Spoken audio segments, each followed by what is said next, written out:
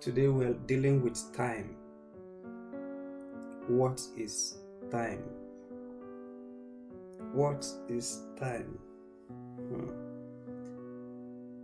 Maybe I should start with an experiment. So who wants to volunteer? Esther, what is time? So to me, time is actually a measurement of season.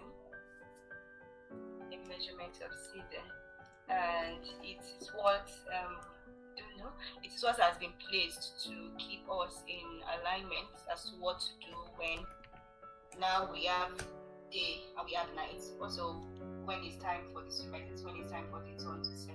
Thank you for that. Okay, I'm going to attempt to, I will not define time for us, but I'm going to draw time for us on a map. I think that would be my best definition. Again, if you leave your house now, and then you go down to your street, and you ask, what is the time? People will volunteer you with answers. But then if you tweak the question a little bit to ask, so what is time? That's where you get people to start scratching their heads. And as I'm saying this, I see Chief now scratching his head mentally to try to figure out what is time. So I had asked earlier what is time, and Grace gave us his definition of time. Esther gave us her definition of time. I think those were the two contributions we got. And I'm not going to give us dictionary definition of time today. You can find that out. If you can just Google it, you will find out what it means. What I'm going to draw for us is, it may be a picture that can help us see time. Man's spirit, once created, becomes immortal. Now, I'm going to say something that will leave a lot of questions, but I'm going to dwell on the answers for today. Because man is created in the image and likeness of God, he assumes immortality by default. So man's spirit cannot die. For instance, we do know that Adam and Eve are still alive. We do know that Abraham is still alive. We do know, of course, that Apostle Paul, Peter, Judas, Iscariot, all of them are still alive.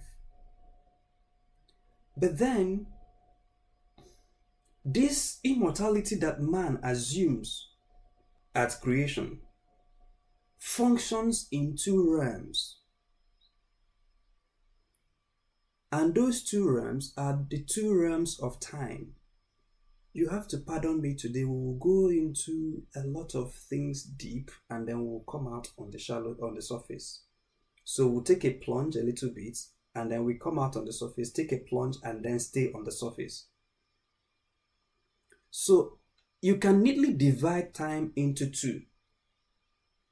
Half of time, you can call it here on earth, which is this side of the one we call the mortal side of time, right? Where Methuselah could, for instance, live for 900 and something years, where Moses could live for 120 years, where I think David lived for 70 years. I think Solomon lived for 69 years or so, I can't remember.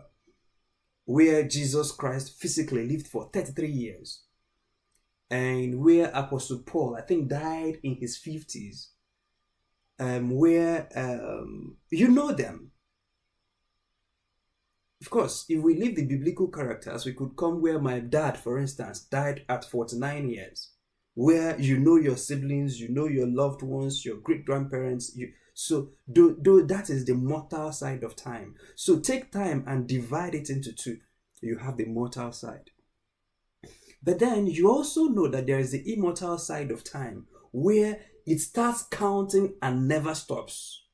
Actually, by then, let's not go there. Let's stay on this side for now.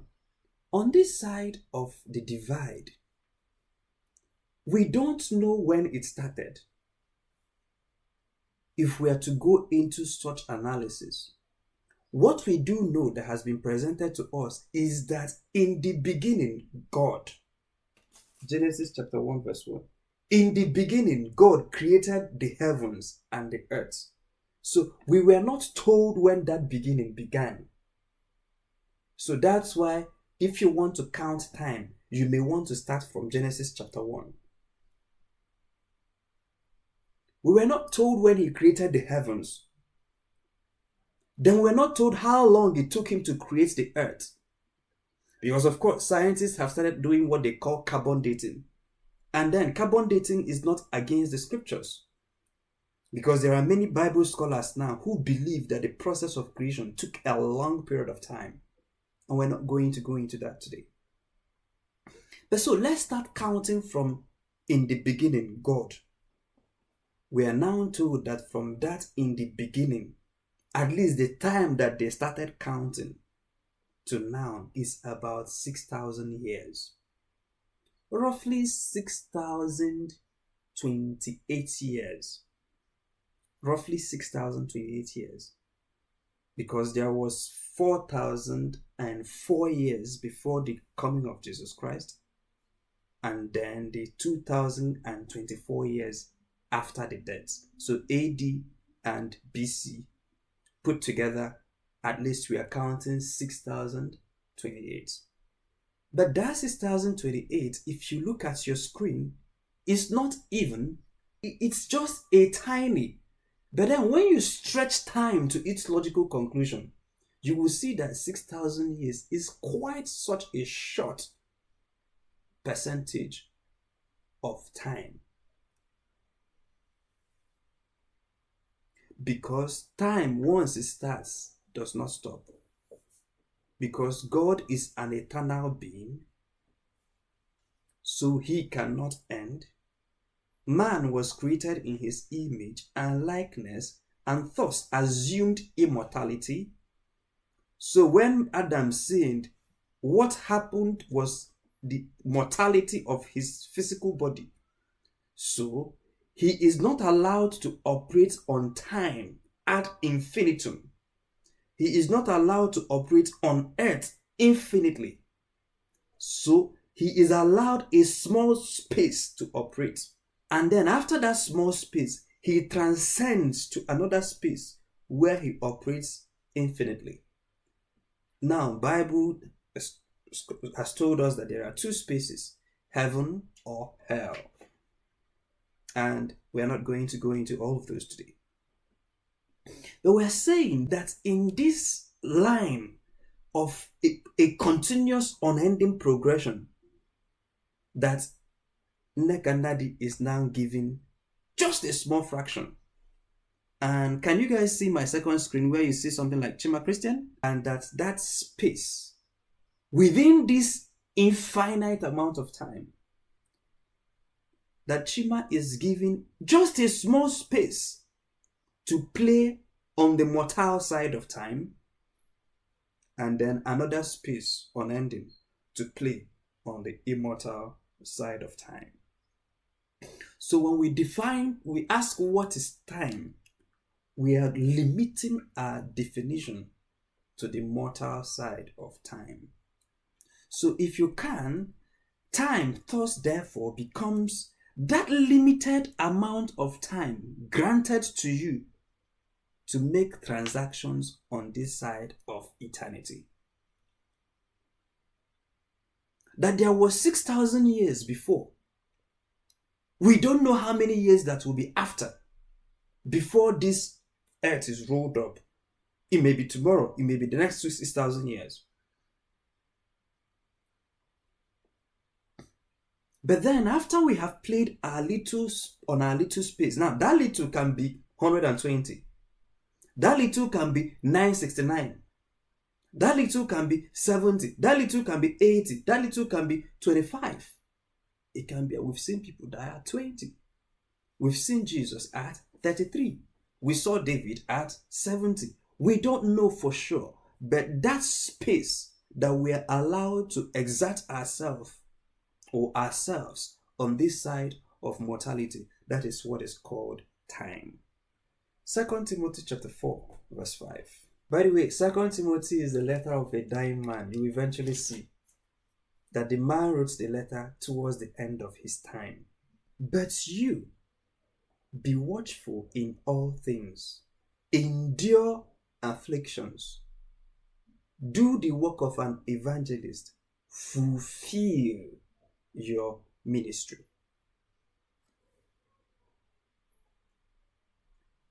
Be watchful in all things, endure afflictions, do the work of an evangelist, fulfill your ministry. Now, the emphasis here is, for this class, is on fulfill your ministry. Let's go down to 6. For I am already being poured out as a drink offering. Paul was writing to his son, spiritual son, Timothy. For I am already being poured out as a drink offering, and the time of my departure is at hand. I have fought the good fight. I have finished the race. I have kept the faith. Finally, there is laid up for me the crown of righteousness, which the Lord, the righteous judge, will give to me on that day. Not only to me, but also to all who have loved his appearing. The time of my departure is at hand. I have fought the good fight of faith. I have finished, completed the race, and I have kept the faith. But before he told Timothy that I've finished my own, he told him, make sure you finish your own, fulfill your ministry. Let us go to John chapter 7, verse 6. Then Jesus said to them, my time has not yet come, but your time is always ready. Verse 30. Therefore they sought to take him. Who is him here? Jesus. But no one laid a hand on him, because his hour or his time had not yet come. So Jesus, he has done again he usually provokes them. The Pharisees and the Sadducees and the scribes and the high priests, he usually tells them off. And they've been planning. And today again, they sought to take him, but no one laid hand on him, because his hour had not yet come. Ecclesiastes chapter 3 verse 1 to 2. To everything there is a season, and there is a time for every purpose under heaven. So actually, for me to establish this, let's go to verse 2. A time to be born, which is a time in this space of infinite time. There is a space for you to be born, and there is a space to die. That dying is translation. Of course, you know that already. A time to plant. So Jesus plants you and sows you as a seed into the earth. But there is a time to harvest what is planted. Then if you now go to that Ecclesiastes chapter 3, if you read 17b, it says, for there is a time there for every purpose and for every work. We will come back to the scriptures. So there is a time. And then Jesus chooses, or God in his infinite wisdom, chooses at what time you play. You could have come 200 years before now. You could have come 400 years before now. You could have come 800 years before now. But in his wisdom, he chose for you to be a Gen Z. He chose for you to be a millennial. He chose for you to be a baby boomer. He chose for you to be born before the Civil War. He chose for you to be born after the Civil War. He chose for you to be born in the digital age. That is his own making. But usually there is a purpose that he usually attaches to the time he gives you. As we saw, the Bible saying that there is time for every purpose and then there is time for every work. So we are now like people on a mission, on an assignment. All right? That a small allotment of time, and that allotment of time, can you guys see that small gap in between 6,000 years? That's where you are. That small gap, that small can be, in fact, that gap is too big. I just made it that big to show you, to at least so that you can see it. If you actually look at it, it is very tiny. 120 years on that graph, tiny. 100 years on that graph, tiny. 80 on that graph, tiny. And then you have all this time to play on this side. Once night comes, no man can walk. Once this time counts down, there is no more work. I have fought the good fight, says Paul. I have kept the faith. Finally, there is laid up for me the crown of righteousness, which the Lord, the righteous judge, will give to me on that day, and not to me only, but also to all who loved his appearance. But there is a scripture that keeps me up at night, and that is Joshua chapter 13. In fact, for you to understand Joshua chapter 13, you need to read Joshua chapter 12. So let me see if I can just highlight a few portions of Joshua chapter 12 before we connect it to Joshua 13. If you read 12 verse 7, so Joshua chapter 12 is like an account of conquest. So if you read from 12 verse 1, it says, "These are the kings of the land whom the children of Israel defeated, and whose land they possessed on the other side of Jordan, towards the rising of the sun, from river Arnon to Mount Hermon, and all the eastern Jordan plain." So these were all the people they conquered while Moses was their king. But that account stopped in verse 6. If you now go to Joshua chapter 12, verse 7, they started a new account.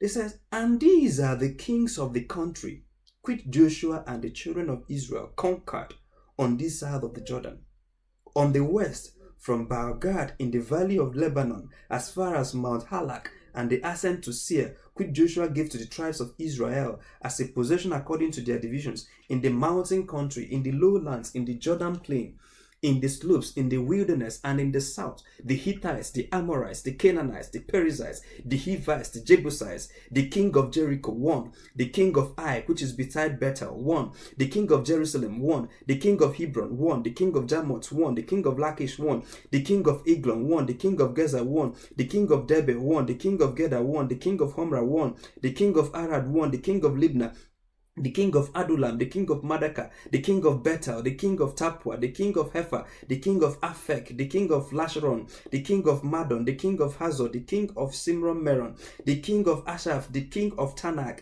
the king of Megiddo, which is Armageddon, the king of Kadesh, the king of Jokneam in Carmel, the king of Dor in the heights of Dor, the king of the people of Gilgal. So when you hear that Samuel went to sacrifice in Gilgal, that Gilgal used to be another man's territory. Joshua possessed. So Joshua slew all these kings. The king of Tisra and all the kings, 31. So this looked like an eulogy. This looked like an epitaph.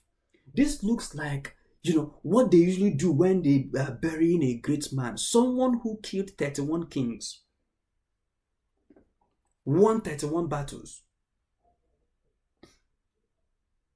And just as we were about to say, wow, this was such a great man, now see what they wrote in Joshua 13 verse 1.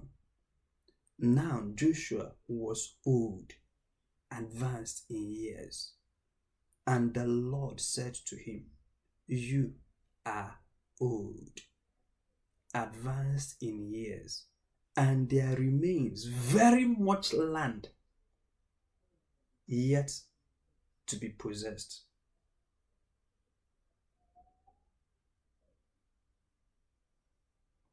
You are old, advanced in years, and there remains very much land yet to be possessed. You've taken 31 territories, and they began to list the land that he did not take. It says, on this thing called life, you've gotten to the end of your time, but you see your mission hasn't been fulfilled. You now see why Paul was telling his spiritual son, fulfill your ministry. Fulfill your ministry. Be diligent. That's in 2 Timothy 4 verse 5. Be watchful and fulfill your ministry. Finish your race. Because why will you be diligent? The Bible says, making most of the time, for the days are evil. That there is a purpose given to you to accomplish. And I hope that everyone here knows their purpose on earth. But then that this purpose, let's call them lands to be possessed, that you don't have a long period of time to play. The most you can get is 120. And in that 120, the first 18 to 20 years, maybe preparation, maybe doing your first degree, doing your master's, or getting your PhD or whatever. And then the last 20 is usually, especially for the time we find ourselves in, that if you look at the average lifespan in the country where you live, you now see how much operational time you have to take your lands. You are old and advanced in years.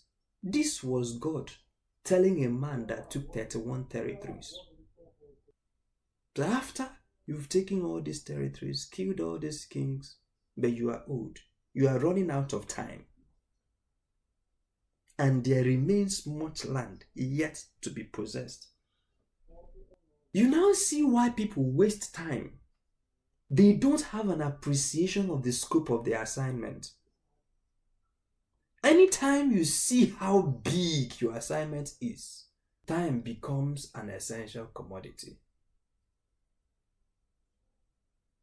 Because you don't want to waste it. Because sometimes it feels as if the assignment, I don't know about you, but for me, I feel that assignment I have will take at least 10 lifetimes to accomplish. 10. So there's no room for wastage of time. Of course, this time now is calibrated in seasons. Again, we're not going to be talking about the season aspect of time. I might just pivot on one and end the class there. It was the psalmist who was saying in Psalm 90 verse 12, so teach us to number our days, that we might apply our hearts unto wisdom. Because the Bible says that you can only walk in the day, for night cometh when no one can walk. So whether God is sending you to education, sending you to the academia, sending you to the entertainment, sending you anywhere, and talking about education, by the way, guys, did you know that all those things we've been criticizing about Western education, they are here in Nigeria? Did you know it was yesterday I saw the textbooks of primary 3 in Nigeria, government approved by NERDC. They were giving them a graphical illustration of how to conduct abortion. Primary 3 in Nigeria. The education system has been taken by foreign NGOs. The approving authority are unscrupulous. Primary 3. I saw it, a friend tweeted it. He tweeted another one. A set of questions a primary 2 student in Nigeria, that's basic 2, is supposed to answer. So if God is sending you to the education sector, there's a lot of work. If like us, he's sending you to the political realm, a lot of work. Sending you to the tech sector, a lot of work. Wherever it is he's sending you, you look at the assignment, and sometimes you may not even know the full scope until you start. And then you look at the limited time allotted to finish that. And you now begin to pray like the psalmist. Teach us to realize the brevity of life so that we may grow in wisdom. In the next class, we will talk about wisdom. There are 2 more classes. Maybe there are 2 classes already prepared. How to compress time. Today, we will just do 1. But then the 2 classes are on Wednesday. Please come around on Wednesday. And then the Sunday after this, by the mercies of God.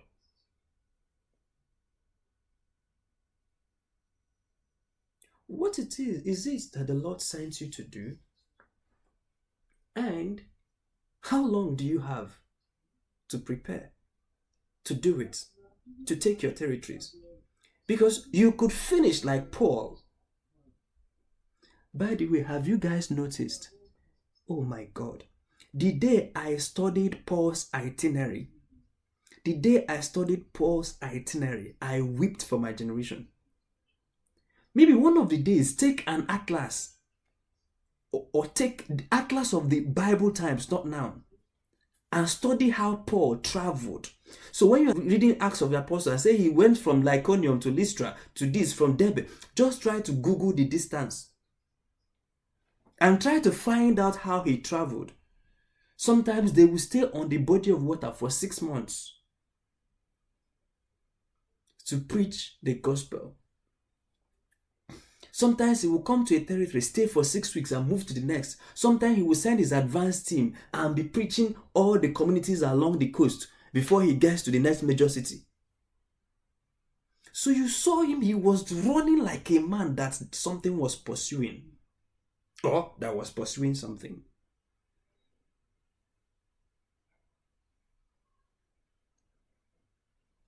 Today, if my generation, including me, if you teach 2 classes and connect 2 or 3 cities, people are telling you are working so hard.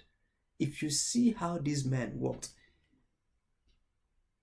the other guy you need to see is what of that guy that transformed England, the Methodist guy, church guy. You see how many sermons he preached on horseback, no private jet, no flight, on horseback, galloping thousands miles to preach gospel. And I think they said he preached 6 times a week. Different cities. No public address system, no Facebook, no YouTube. No wonder Paul was able to finish his ministry at 50 something. Joshua wasn't able to finish at 120.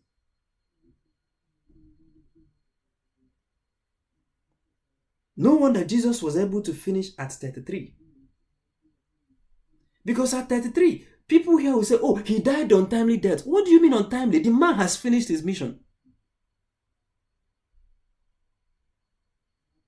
There was no city he was supposed to go that he didn't go to.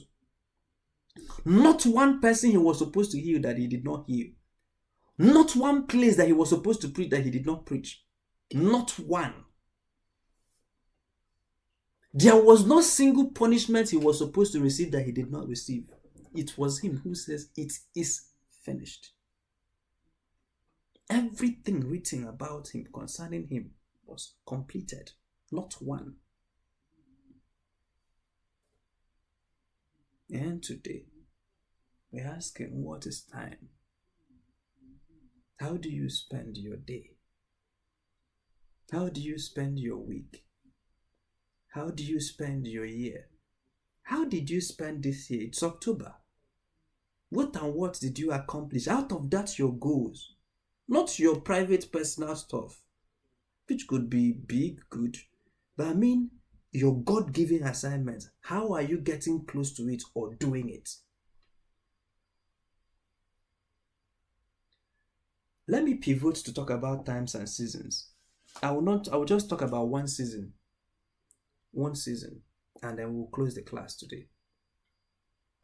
I'll talk about the characteristics of that season. And then that season happens to every one of us here. I will now, by the mercies of God, show you what you can do with that season. In fact, this is the season where many get into destruction. Anytime your sleep is withdrawn, I'm teaching you, there's a season I'm about to draw for you. Anytime your sleep is withdrawn, you become sleepless and you are a bit restive. You become restless and you yearn for entertainment. You crave for food, eating out, delicacies. You're not usually the social media type, but you notice that around this season, that something about you draws you to TikTok. Something draws you to social media. This is not I'm not talking about people who spend their time on social media. I'm talking about when you notice that you are not you are just, your sleep is withdrawn. You are restive. You are craving, you eat, but now you are craving for more. It's not just food. You're just, there's something in you that seeks entertainment and pleasure. And it is not your usual you. It is a marker of a season. Life is calibrated in times and seasons. Of course, you can find that in the scriptures.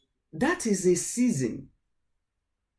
If you are an observant person, you will notice that that season happens according to a particular constellation of time. It happens according to a particular constellation of solar and planetary systems. Yours might happen half moon, new moon, full moon, crescent. Observe, it usually comes back at the same time for people who are observant. If you're not observing, observe it today. When next you become restless, you're not sleeping, you are looking for movies to binge watch, you're usually a very productive person, but this period you are just craving entertainment and you're not that much productive. What? Something is happening. It's a season for you. That's a cycle in your own life. What that cycle means, I used to abuse it until more recently. I was educated about that cycle. That's a cycle. That's a time window in your life. When you start becoming that restive, know that a window over your life has opened and that God wants to upgrade you. It's an upgrade, it's an invitation to come up higher. It's what Bible scholars call Kairos moment. It's an upgrade, it's an invitation. So you are becoming restive. All of a sudden, things that you are just looking for something. You are grabbing something. For some people, it might be food, some alcohol, some sex. There's a lot of things happening. You are just craving entertainment. And it is not the usual you. What that means is that a time for upgrade has come. What you are looking for actually then is God. Because that gap, there was a hunger. There is a gap that was created in you. There's a void that you want to fill with food. There's a void you want to fill with entertainment. There's a reason why your sleep has eluded you. There's a void where so many times you want to eat it out, but you can't fill it with food. You can't fill it with gaming. You can't fill it with distraction. You may distract yourself with food, gaming, alcohol, sex, all of those things. And this is usually when people now veer off if you're not careful. They start looking for pleasure, entertainment, fulfillment in the other side. Actually, what you're looking for at that season is God. Because that gap in your life was created by God and only Him can fill it. But sometimes we want to fill it with food, cravings, sex and others, and we want to attempt to satisfy that yearning. No, it's an invitation to press in and grab something. Actually, that period, something is open over you. They just want you to press in and grab it. That's why you've lost your sleep. If you press in and grab it, you grow. If you don't press in, not that you of course you pray always, but the time comes. Find me the Bible in Esther. Okay, I want someone to read Esther chapter 3 verse B. Find me that multiple translation Bible. Read Esther chapter 3 verse 7. The scriptures I'm looking for is Esther chapter 3 verse 7. But I want to, if you can read it with Message translation. Does anyone have Message translation? Or any of these contemporary translations?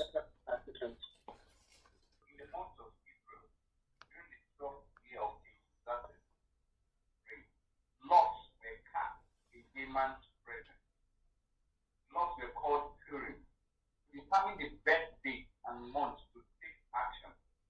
And the date selected was March 7th, nearly a year later. You can go back to this scripture later. Alright? This man wanted to destroy all the Jews.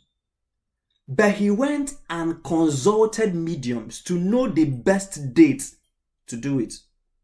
And it fell 11 months into the future. And he waited. It's not just, people don't just wake up and do things. Some people know the exact date to submit the proposal. The exact date, they know.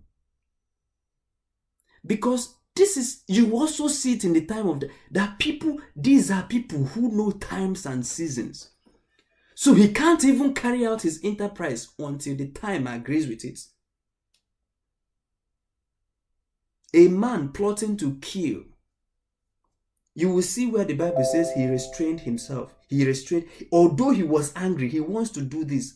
But he went into the realm of the spirit to check the spiritual calendar and to find out the exact date and time to do this. So I'm saying that you can pray always, yes. But a certain time comes when a window is open over your head. All you have to do is to press in. If you don't press in that time, that cycle will come back. But usually you will stay on that level until your stars align again.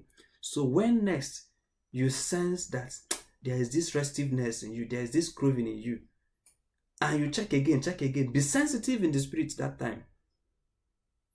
I will recommend, if you're a Christian, it's the best time to fast and pray. That's why you see some people can be growing old, but they're not growing up. They might be marking their 32nd birthday, but it's actually the 12th anniversary of their 20th birthday. Because their reality, their experiences, their thought processes, their results are that of the 20-year-old version of themselves. There are others 18 years behind time. They are 38 now, but 20 is their experience. And there are people, it takes them 4 years to complete 1 year cycle. The assignments they are supposed to do in 1 year, they finish it in 4 years. So if they had 80 years to live, and they complete in 4 years what they ought to do in 1 year, that means that they need 80 times 4 at the best instance to finish their race.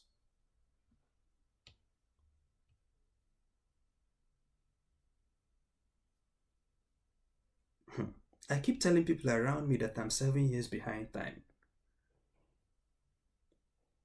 And that's why when I see people think I'm running with, it's not speed. It's not even fast enough. One of the prayers you're going to make this time, say, God, show you your spiritual calendar and where you are in the spirit, and He will show you. Sometimes you will see that you did not do much with the year or the years before. So I've shown you now. Make the most use of that Kairos moment. Let me drag that a little bit before I come back to the other question. When you start craving, you start finding out that those things are happening, things are, you can't sleep well, you can't rest, you're looking for Netflix. But the problem is that even while you're on that Netflix, you are still bored. You're hoping that there is something that will top the, no. Shut it down. That's the best time to fast from food, to fast from movies, to fast from entertainment, fast and pray. Don't just fast and pray. And then as you are praying, anything that comes to your mind, be praying about it. It's a kairos, it's a moment, it's a season.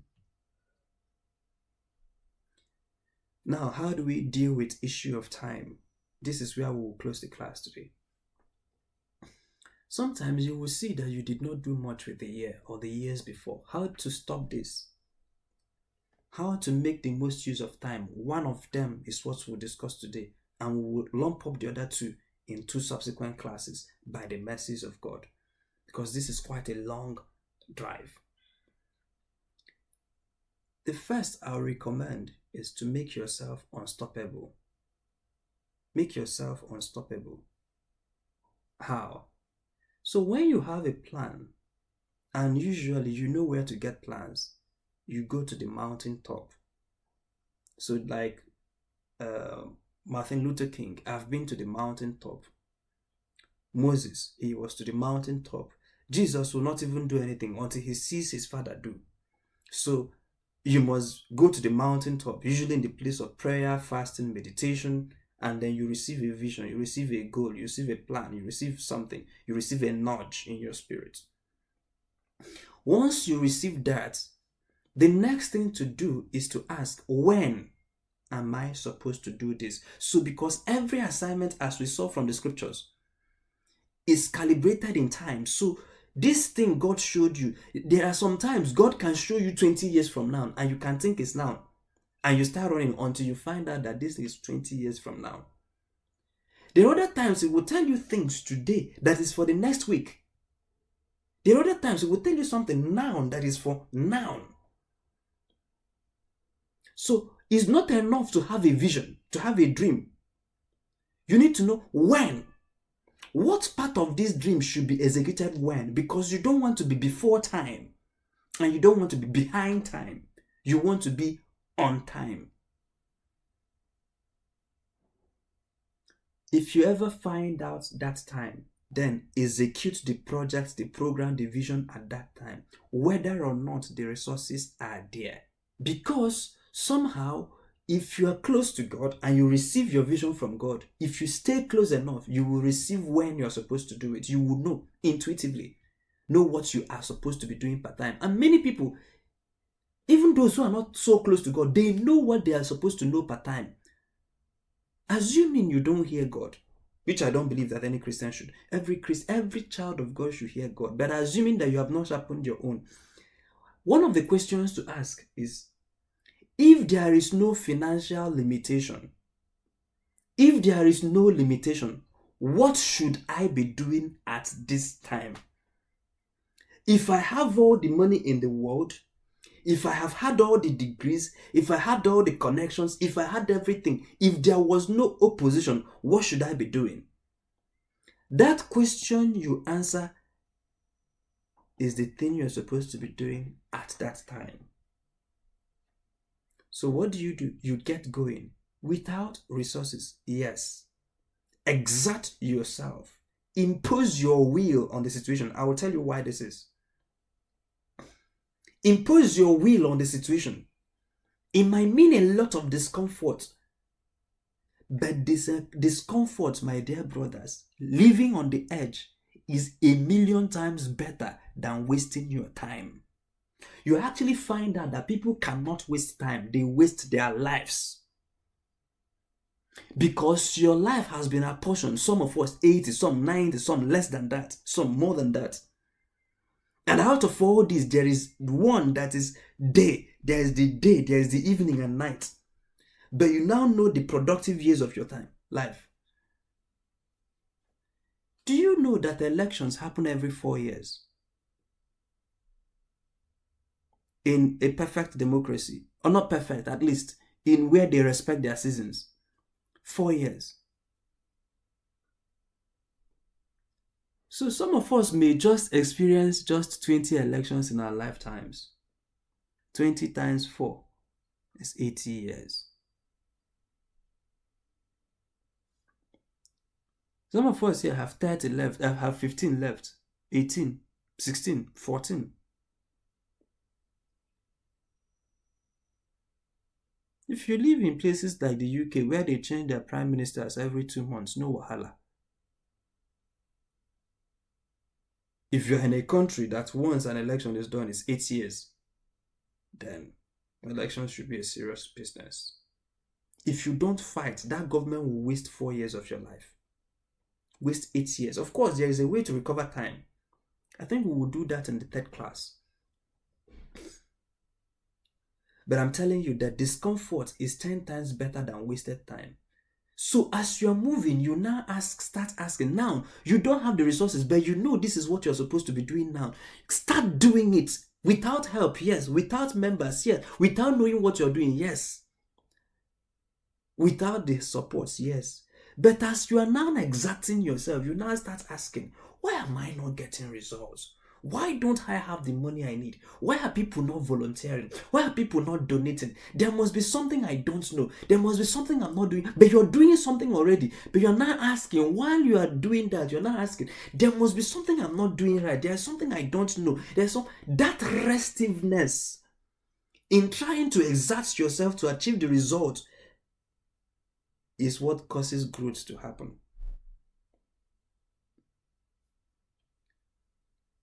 We've learned to live on the edge. Sometimes we don't even know how we do what we did. We just know that it has been done. And it's at the borderline of that edge. Live on the edge. Live on the edge. For now, a time will come we no longer have to live there. But if you find out what you're supposed to be doing and you know that the time is now, don't let anything stop you.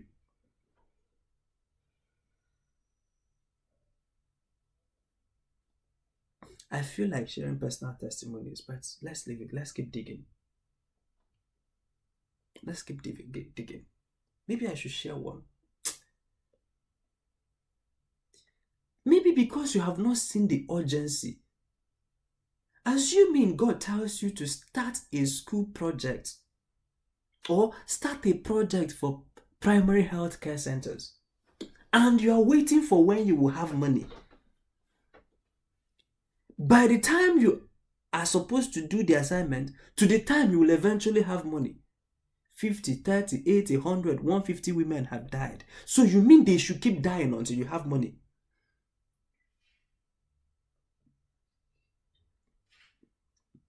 By the time you are waiting for all the conditions to be right, the kids who are supposed to pass through the school would have graduated. You mean they should go on with that defective until you have money? The question I ask people, what if this money you are waiting for, what if eventually you did not find it? What if after 18 years? Because that's what I ask people. You said you don't want to marry until you make money, no wahala. You could have married at 27. You said, no, I must make money. You are now 38. You didn't still make the money, Oga. You've lost time. And you did not make the money still. You're supposed to start this project. You know, in fact, after today, the goal of this class, we ask God for mercy. That after this class, don't wait again. Go to the calendar of your life. Know what you're supposed to do now and start it this night. Whether you have the resources or not. And as you are going, maybe I should share some examples. As you are now going on your way, you now start getting the results. So you mean that people should be dying while you wait for money? God should wait. So this assignment you're supposed to do is groaning. People are choking to death and they are waiting for you to come up. But you are waiting for money. Sometimes when you find what people are looking for, they said that money is their excuse. This is their excuse. Sometimes when you eventually find that money, you will find that the burden to do that has left. Or you are trying to play catch up. Do you think people like Philip knew all that was going to happen before he left his house? All Philip had was go to the road. He started going. He didn't even have transport fare. People like Philip, once he hears get going, he starts going. He doesn't even know what is to preach there. Doesn't even know that he was supposed to preach. He starts going. And you need to know that the road was like someone telling you to go through Sambisa. It was a terrible road at the time. That's why the miracle happened for him. He didn't have transport fare, but he can't be stranded. That's why they invented a new airline for him. And you hear people saying they don't want to go because they don't have transport fare. Oga, you don't want to go. If you really want to go without transport fare, pack your bag and start heading to the park.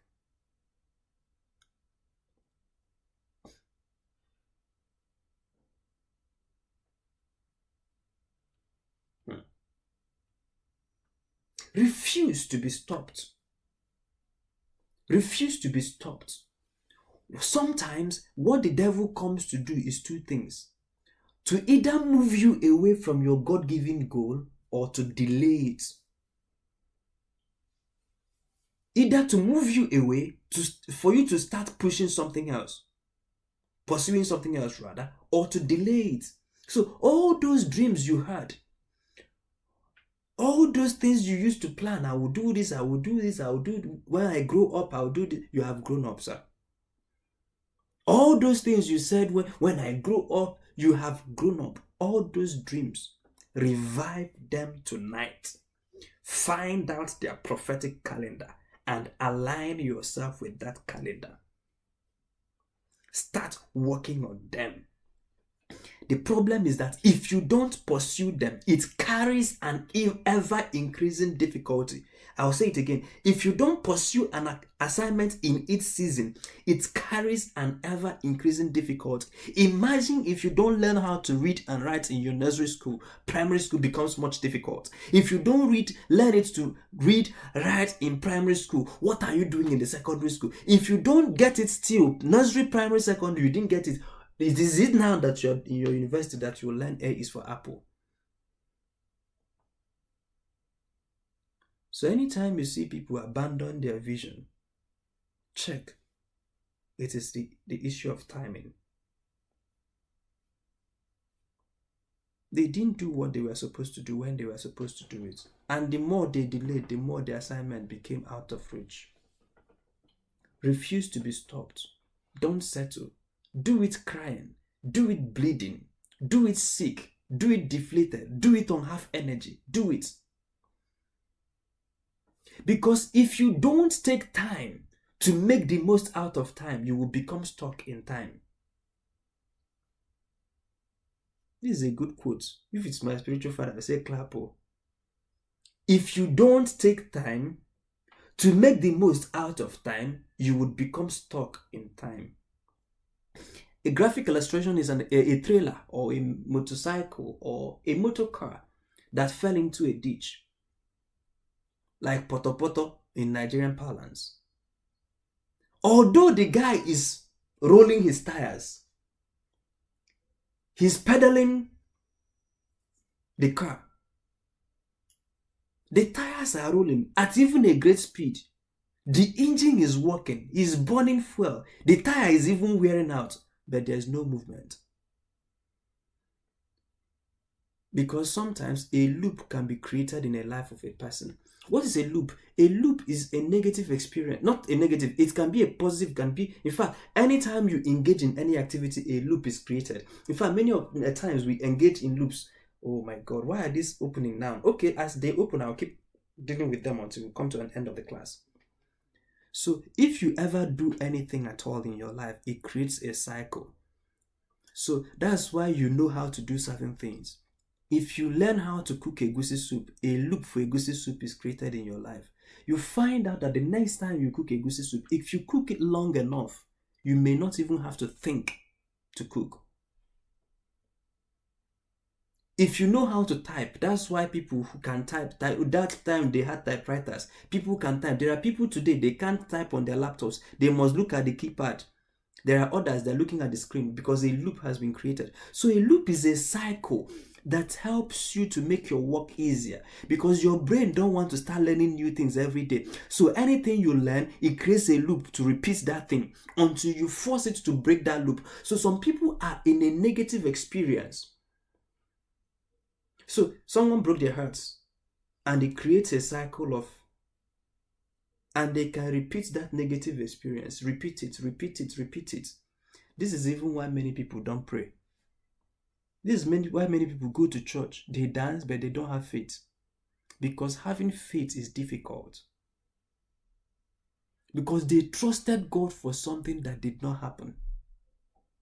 And they stopped trusting. It's better. I don't want to trust. Anything life brings, let me take. A loop is a negative experience that forces you to act in ways that repeat that experience. So you see a young girl, a man broke her heart. And she begins to protect herself from heartbreak.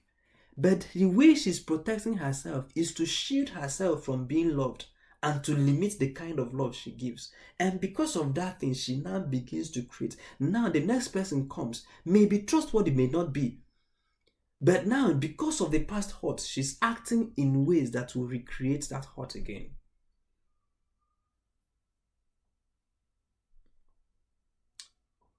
Become unstoppable.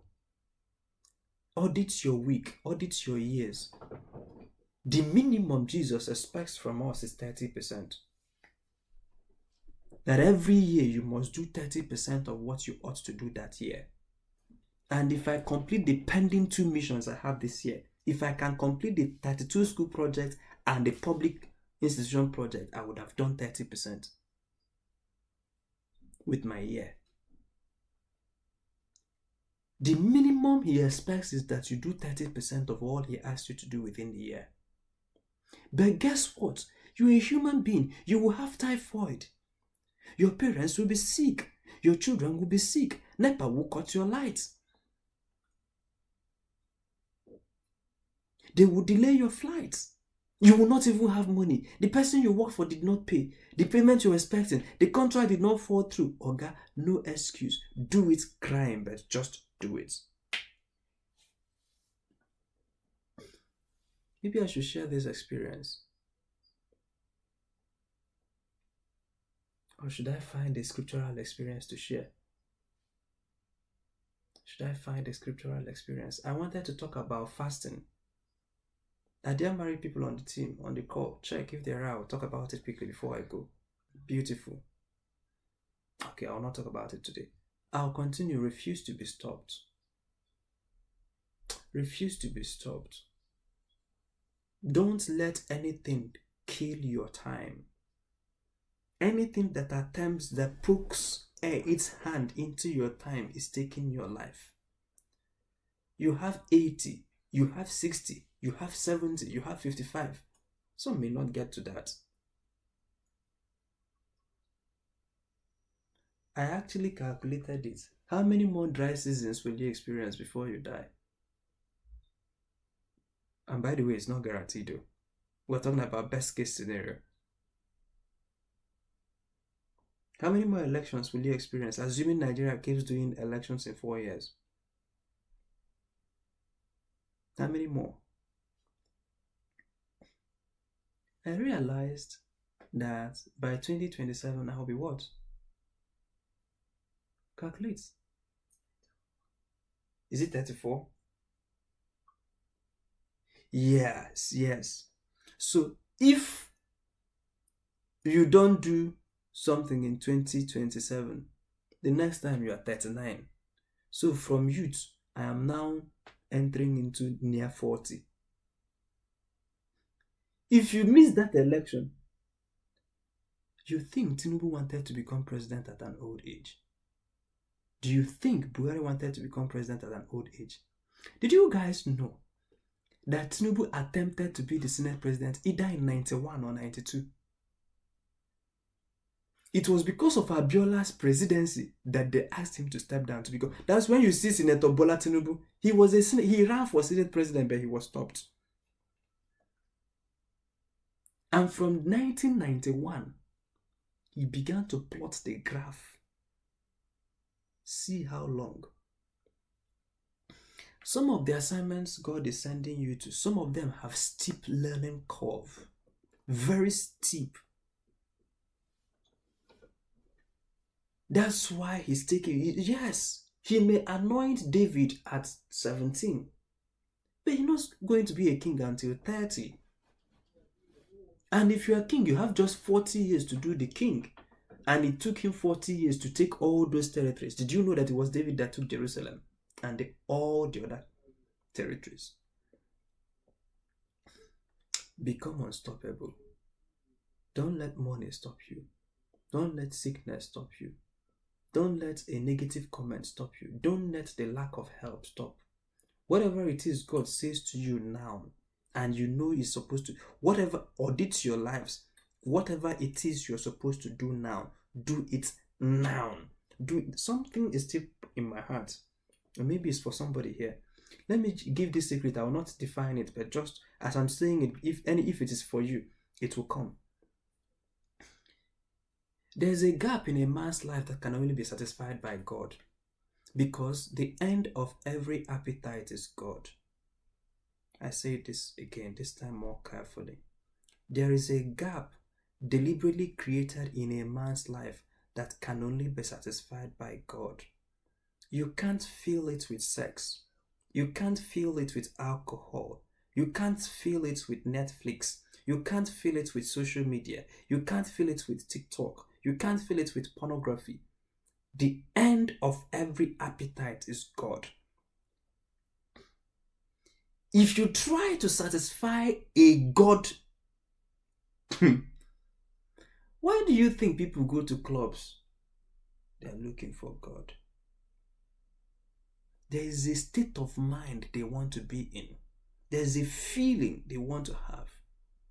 There is a yearning, there is a void in their hearts that can only be satisfied by God.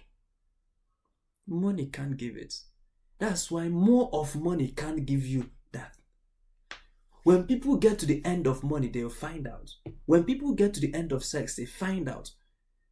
They do it with multiple partners. Now do it with multiple partners at the same time. Now do it with both male and female. Now do it with both young and old. Now it's slim people, old people, fat people, young people. Some even get to pedophilia. Do you know that pedophilia is not, the headquarters is not in Nigeria. It is in the United States. Unbelievable.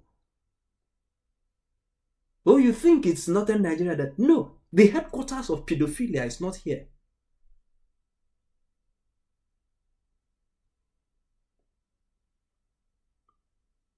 There are people who think they can get more by shopping, buying things, because everything you buy, the new wristwatch, the new car, the new perfume, the new cloth, it gives you some kind of ecstasy, some kind of satisfaction.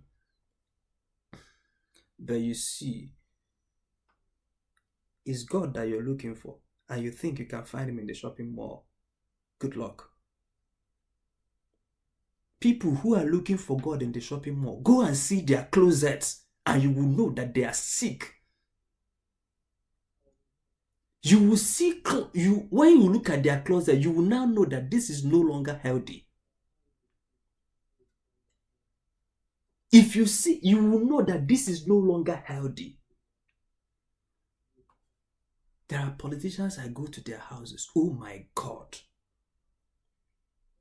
There was one, I went to his house. I pitied him. The kind of pity I had on him. You see, this man no longer has possession. Possession had him. Brand new cars, the way they were parked, never driven for more than 3 years. They were like 9 of them, 9 SUVs. The same model, parked there, apparently stolen. The person worked with Ministry of Works. So he was to retire as a top guy in Ministry of Works. Stole their vehicles, came and parked it in his house. Of course, you've seen videos or pictures of those who open the ground and lay cars there and cover it with that dust. Because there is this thing that possession makes man. There's a feeling. You don't deny buying a new car, a new phone, if you bought a new stuff here. But the thing is that it wears out after 2 minutes. Let me talk to married people a little bit. And so unmarried people, close your ears or just fast forward. You see, this is a code. It was handed over to me by, of course, you know where I get my information from. Anytime you find yourself start craving for something you should not crave for, fast from that thing. I spoke in parables. Anytime you find yourself craving for what you should not crave for, fast from that thing. There are scriptures to this. Subject yourself to pain. Put it in order. Fast. Fast from sex. Yes. I'm talking to married people now.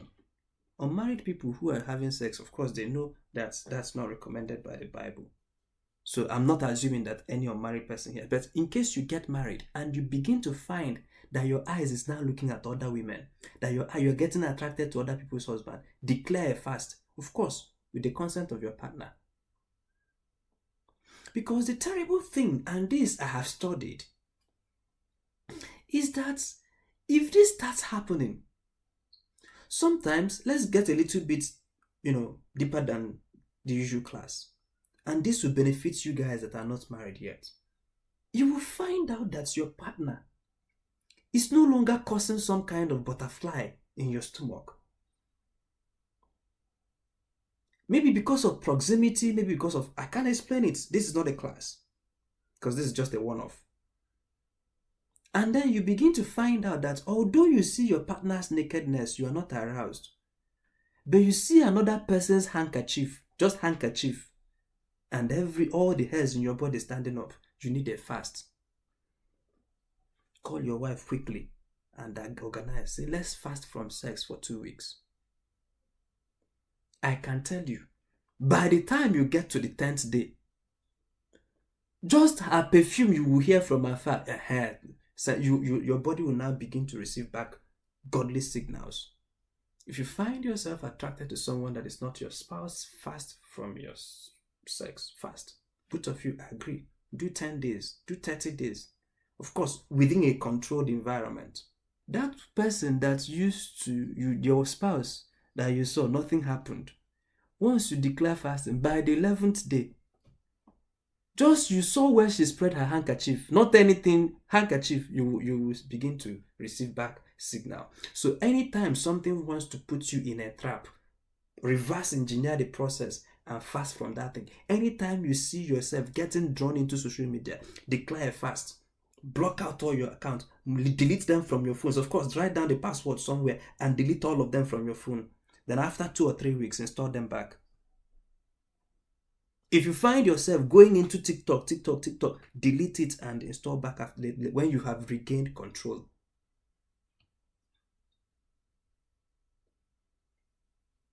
I wanted to take a deep dive for married people, but I will leave it here today. Thank you so very much for attending this session of Boqer School. If you have questions, I would love to take it at this time. Good evening, Mr. Chima. Hi, good evening. How are you doing? I'm fine. I have a question concerning time. Yes, please. Because time is meant to work with man, but it works alone. So man has to we have to force ourselves to work with it by discovering our purpose. Now, the question is, how can one discover his purpose? How can you discover your purpose? Because if we haven't discovered our purpose, we are marking time, like you said. We are just marking time. How can we discover purpose? That's my question. Thank you so very much. What you've asked is a question, but there is something Ravi Zechariah says. He says, learn to answer the questioner and not the question. Learn to answer the questioner and not the question. And so I would love to answer you and not your question. So when you ask the question, how do we find purpose? I don't want to assume that it's a generic question that you ask for the purpose of enlightenment. I want to believe that the question has meaning and that the answer will have direct implication if applied to your own life. So what I can volunteer to do, because today is not the class to do, is that I can volunteer to work with you personally, to walk you through processes, not just one, it's a process that can help you to arrive at finding your purpose. My own belief, this is mine, and I can substantiate it with the scriptures, is that everybody, not just every Christian, everybody hears God. Muslim, Hindu, everybody hears God. The God of heaven, yes, that one. Everybody hears him. Now, not everybody does what he says, of course. Not everybody obey him, of course. Not even everybody know that it is him that they hear. But even much more for Christians, every Christian should hear God clearly. You may not get to the level of hearing him for others, but at least for your own life. Because in the old times, prophets were chosen. In the New Testament, the office of prophets is sequestered in Christ. So anyone who has access to Christ or who has the Holy Spirit should be even able to know, yes, even the deep things of God. And so, if God has called a man, he cannot reject him, the knowledge of what he has called him to do. Right. So if it is God that created a man and God called that man, he can't be careless or callous not to tell you what he has called you to do. But then because of upbringing, background, philosophy, way of life, and everything, some people have not cultivated that ability to hear him. So many times they may not know that it is him that they heard. And in fact, most of the time, when people say that they don't hear God, from my own experience, it's usually not a hearing issue. It is an obedience issue. I'll say it again. When people say they don't hear God, it is usually not a hearing issue. It's an obedience issue. And then other times it is a proximity issue. Proximity and obedience. In fact, obedience is the first. Obedience, then second, proximity. Or you can take them anyway. But obedience and proximity are the two inhibitors to Christians not hearing God. If he tells you to go to Lagos and you don't go to Lagos, you may not find out why he wants you to go to Lagos. I will end it at that. Please write to the admin your personal number, type it out, and I'll reach out to you personally and then book maybe a session with you, and then we can walk through how to find our purpose. There are books I may recommend, there are tips I may recommend, and then there are personal stuff that we may do. But then it is expected that after that process, if you submit yourself to it, that you not just know what you're supposed to do, that you hear how you are supposed to do it, who you are supposed to do it with, and when you are supposed to do it. God can speak with that level of clarity, but then you need to obey and you need to be close. I think I will stop it at that.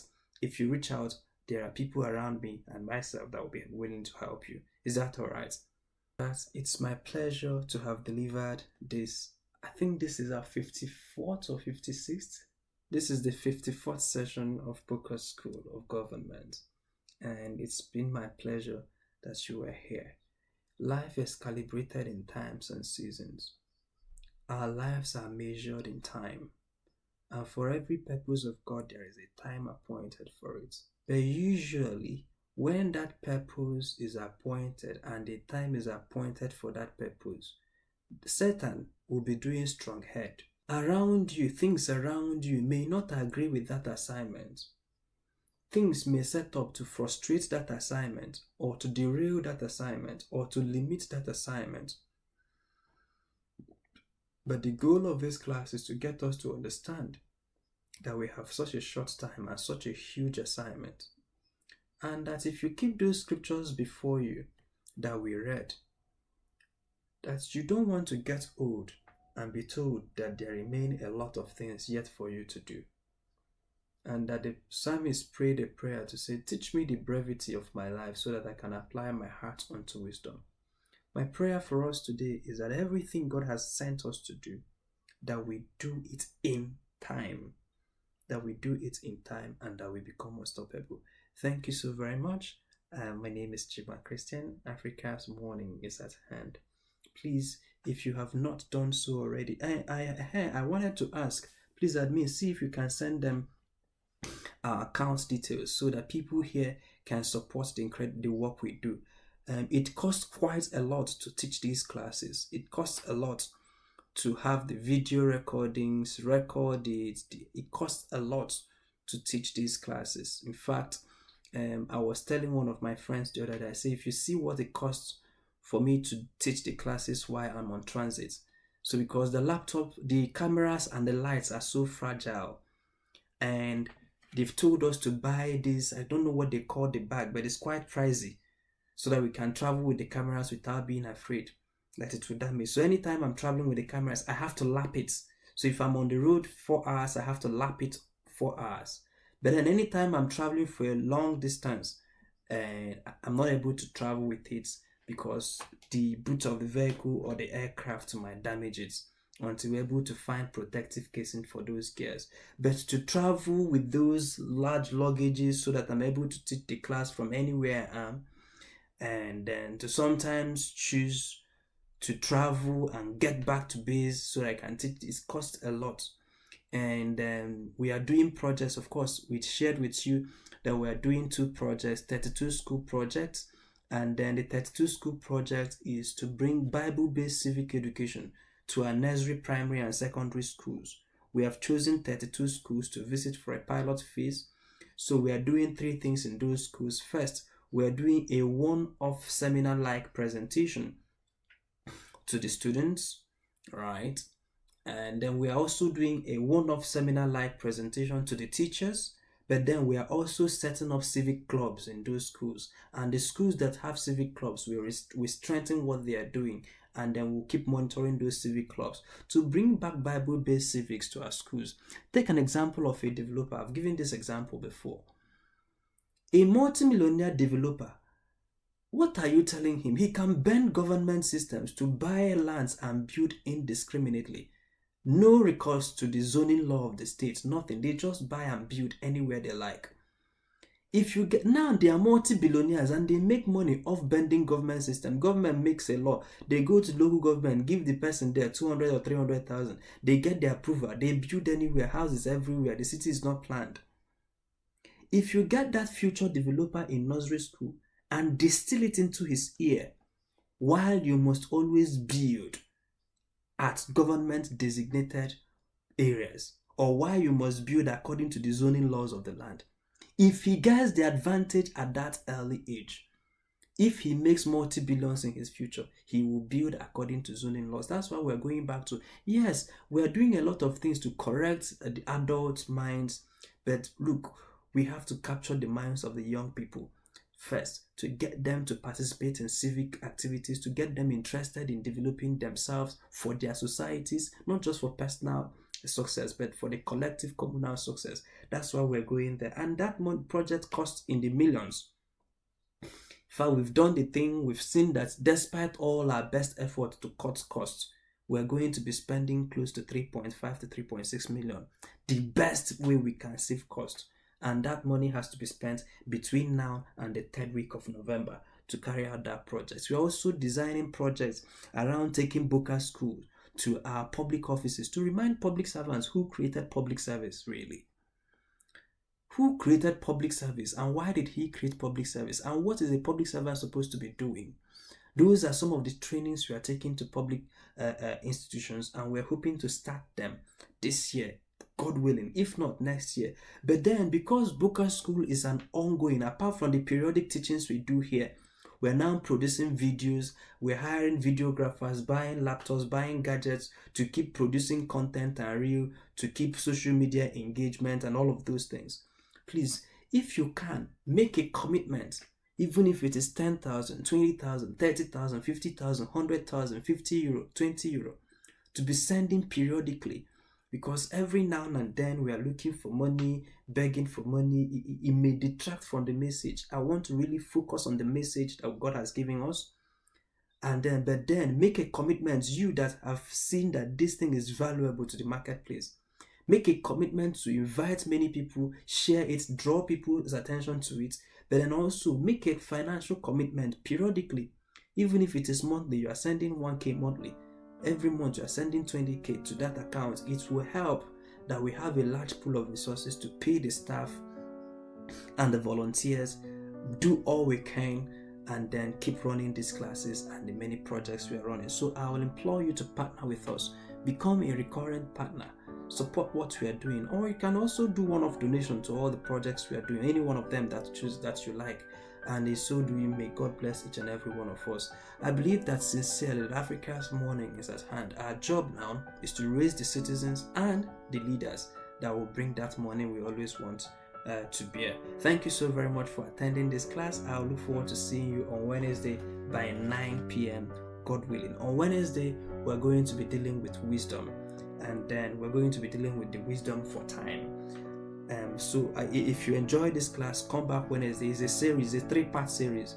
It will end next on Sunday. So we'll do the part 2 on Wednesday, and then the last class on Sunday before we move to another subtopic. And may God bless all of us. Please follow at Boqer School on all social media and music streaming platforms. God bless you.